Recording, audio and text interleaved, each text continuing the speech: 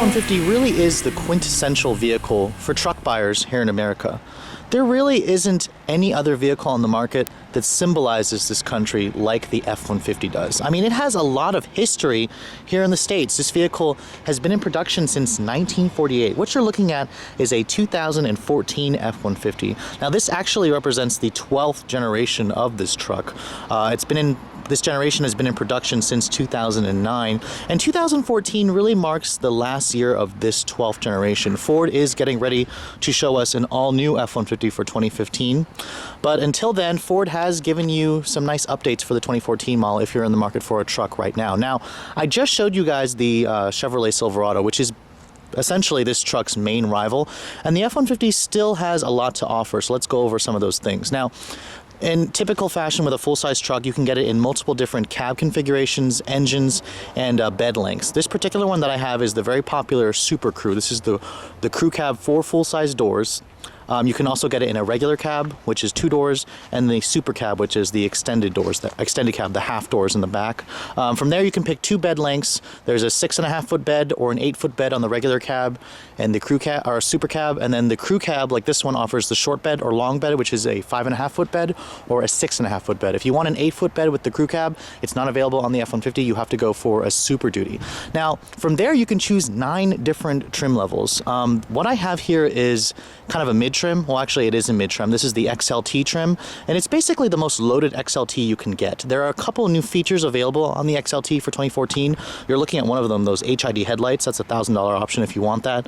You can also get leather on this model now. Previously, you had to go for an FX4 or up or FX2 to get the leather trims, but now Ford is making it available on the XLT. Now, this one also has the 302A upgrade package. There's the 301A, which is kind of the middle one, and 302A. That rolls in the Chrome package, the convenience package, the Plus package, a lot of niceties that a lot of truck buyers really want on their vehicle, and the F-150 still delivers it. It still also delivers the most in terms of cab configurations, trim levels, and basically just styles, and it's one of the reasons what makes this vehicle such a bestseller.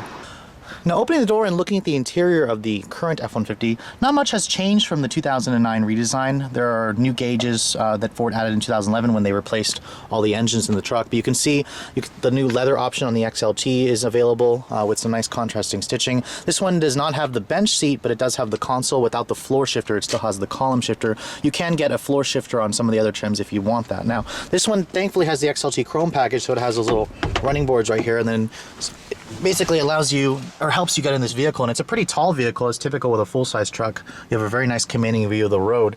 Now, here's the key for the vehicle. Push button start and smart entry is not available on the F-150 yet. We'll see if Ford does offer it for the 2015 model year, the redesigned truck. But you can see typical Ford chime here. Very attractive set of gauges on this vehicle. Very easy to see at night. They look good. Very nice LCD screen in the center with another helper screen right there for your audio and your climate. And then what you're hearing there is a very smooth 3.5-liter Ecoboost, the twin-turbo V6 engine option. That's actually an upgrade engine from the 5-liter V8, and a lot of truck buyers choose that Ecoboost. If you guys hadn't had a chance to drive one yet, I'll show you how it drives when we get on the road. Now, shutting the door, the window is automatic up-down for the driver and the front passenger. It's nice that they included that. And you can see here, now, my Ford Touch is available on the F-150, but the XLT doesn't offer it. This is the most you can get in terms of a screen. It's a 4.3-inch screen, and some of you may actually like that. Some of you aren't fans of my Ford Touch, but I mean, if you want it, you got to go up to the FX4 and up trim. But you can see here, very high number of buttons here, although it is labeled pretty well. Not the most logical setup. I mean, you do have your I guess your radio stuff right here. You have these little soft key buttons that correspond to the screen there. You have a single zone manual climate control, which dual zone automatic is not available on the XLT. You still got to go up to an FX4 or up, and you still can't get navigation in this trim. Again, you got to go up to the higher trims like the Lariat, the King Ranch, the Platinum, the FX4. But you can see here, very nice looking steering wheel, leather wrapped, no bolstering extension, not really expected in this truck. One area where the F-150 is falling behind is the interior quality. The Silverado that I showed you had a very, very nice upscale interior with soft touch materials. Now this is the mid-level truck, but even if you guys go for like a King Ranch, a Platinum, Ford, what they'll do is they'll leather stitch this portion here on the upper trims, but everything else still is the same hard touch plastic. The graining feels okay, but you can see here the airbag cover is a little bit flimsy there. You have this silver painted plastic here. The chrome accented vents look nice. This right here is your power outlet. You have your 4-wheel drive switch here, trailer brake controller. The glove compartment is another weak element. It's very small. It cheaply falls. The plastic here feels a little bit cheap to me. The door panels here are not much better. Hard touch plastic here. Your window controls there. Right here it is slightly padded, but it could be leather stitched. Only really like the King Ranch or the Platinum gives you the leather stitching there where your elbows are going to rest. The seats, however, are very, very nice and comfortable. The steering is an electric power steering assist. It's very light and numb. Not my favorite steering, but the vehicle still feels secure, but it's not, this truck isn't exactly what you'd call like something for a driving enthusiast, but I mean, most trucks in this class aren't. But I do think Ford really should work on the steering feel of this vehicle. Now, this XLT also has a backup camera that's included with the 302A upgrade package. You can see here, it's part of that little tiny 4.2-inch screen. It doesn't have trajectory, but it does have your distance markers, and honestly, it's very useful. I believe every truck in this class, every full-size truck really should have a backup camera. Now, checking out the backseat of this truck, it's huge. The F-150 actually gives you the most space in the class in terms of the crew cabs. This is more space than the Silverado, the 2014 Silverado that I showed you. Again, stepping in, it's pretty high, but at least there's a little handle there to help you get in. You can see that's where I'd have the seat to drive. Check out the legroom that I've got there. That's pretty impressive. This is more than most midsize and full-size family sedans. So, I mean, essentially, you could use this vehicle to carry your family as well as your stuff. I mean, the wide body allows for 3 across easily. You can see the legroom here is just phenomenal. You have 2 map pockets there. There's no vents. If you get the higher trims, they will have vents back here. The door panels, they're the same hard touch materials, and then right here, it's actually completely hard touch plastic, so they did skimp a little bit on the quality back here. And of course, typical with all these trucks, you can also fold the seat upward here, and that will reveal a crap ton amount of space here. That's if you need to store something and lock it inside the vehicle in case you can't leave it outside in the bed. Now, opening the bed of the F-150, it doesn't have the struts like the Silverado did, so it will slam hard if you don't hold the bed up. You can see this one does have the drop-in bed liner. I would highly recommend a bed liner, a drop-in or a spray-in. I particularly like the spray-in. You can see this one is the 5.5-foot bed. Nothing really special in it. It doesn't have like those LED light tracks on the Silverado, but if you want like a bed extender, you can get that. If you want a cargo cover, it's available. The F-150 does offer a nice tailgate step option for $375. Basically, it comes out here. I would highly recommend it, as short people like myself definitely need help getting into this bed.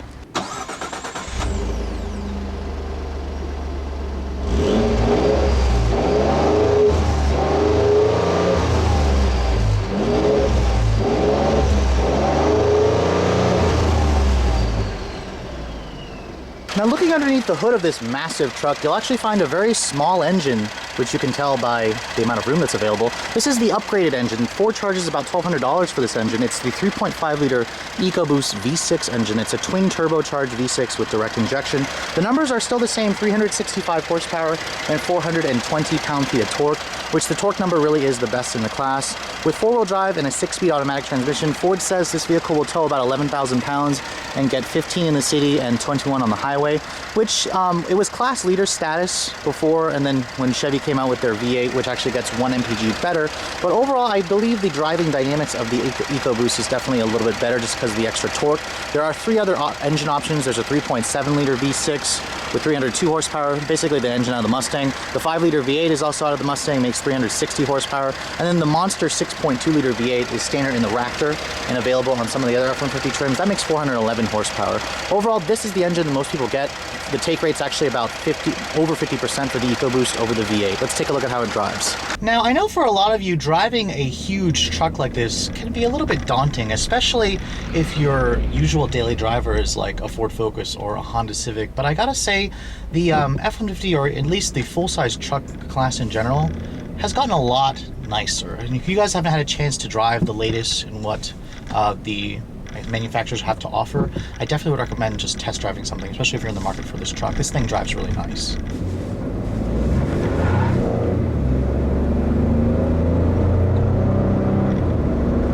Now, immediately, the first thing you'll notice is how incredibly refined, quiet, and smooth this twin-turbo V6 is. Really, no other truck on the market offers an engine like this, and I'm really glad to say that Ford does.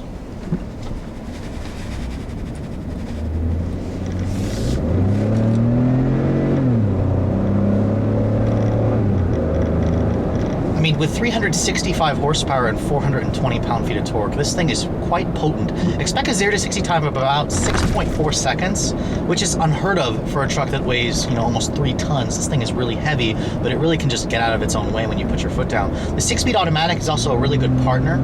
It does want to eagerly upshift to its top gear just for its programming, because Ford's trying to get you the most MPG. But still, this truck has so much torque, more torque than that 5.3 V8 in the Silverado that I showed you guys before, that it really doesn't matter. Just put your foot down and this thing will kind of just accelerate. And the V6, actually, it makes a really nice noise for me. Not as deep and burbly as that 5.3, the small block in the Silverado, but you know, it's something that truck buyers will need to get used to, and those of you who are used to a V8 will probably think it sounds weird. There is a nice little turbo whoosh noise when you get on the throttle. Now, handling is not a full-size truck's strong suit, but the F-150 is solid and capable. The steering doesn't really offer much feedback, which is kind of as expected with its electric power steering. The Silverado has a better steering feel than the F-150 for sure.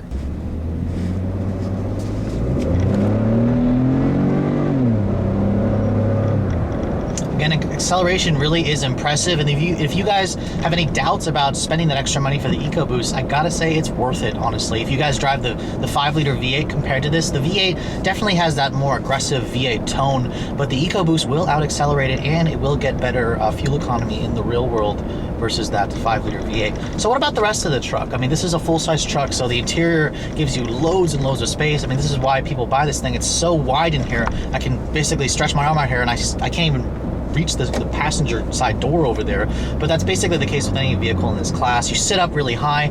The seats in this vehicle are also very comfortable. However, I do have an issue with the driving position. I'm pretty short, I'm 5'7". I can see over the hood, but the steering wheel doesn't telescope, which requires me to kind of sit a little bit closer. This particular one does have the power adjustable pedals, but their range on which they adjust isn't enough for me. I really think Ford should add a telescoping wheel for the next generation, which is kind of important. The ride quality is also quite good, although with it being unloaded in the back, it does get a little bit unsettled. So if you do put some stuff in the back, typical with a truck, it will smooth it out a bit.